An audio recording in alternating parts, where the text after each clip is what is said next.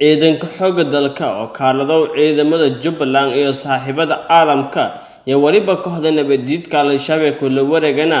deegaanka Barsangoni ee magaalada Kismaayo injarta 50 kilomitir meelaasana khasaarooyin hogay ku dirsan kooxda maleeshiyada Al-Shabaab howlgalkii waliba qayb ku hayay diyaarado dagaalka in ku badan 25 kumid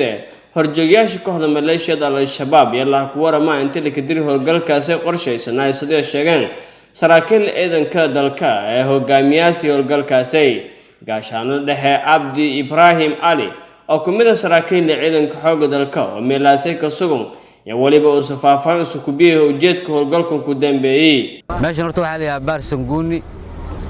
ama si dadku u yaqaanaan Sangoni baa la dhahaa waxaan u imaanay inaan ka fulino howlo gaar ah oo aan ka xoreyno cadawga ku soo duulay dalka khawaarijta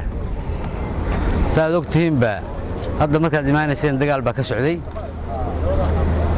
wayna ku jabeen dagaalkii insha Allah kamana hari doono meel kasto ay galaan ka daba waxaan ognahay dalka Soomaaliya meel kasto in cadow uu joogo cadowgaana uu yahay mid calooshu shaqaysta Jubbaland ciidanka Jubbaland oo gurmud ku yimid iyo ciidamo ajnabi oo kalanto saaxiibaan nahay oo meesha sii joogayba waxaan rabnaa inaan adduunka iyo dawladaha iyo caalamka u sheegno in cadowga dalka ka sifeynayno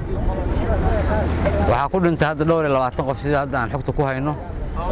waa shabaab duqeyntan waxay gaaraysaa hadda oo dadku ka sii qaxayaan sida aan hadda xogta ku helayo Jamaame meel yiraahdo Fagaan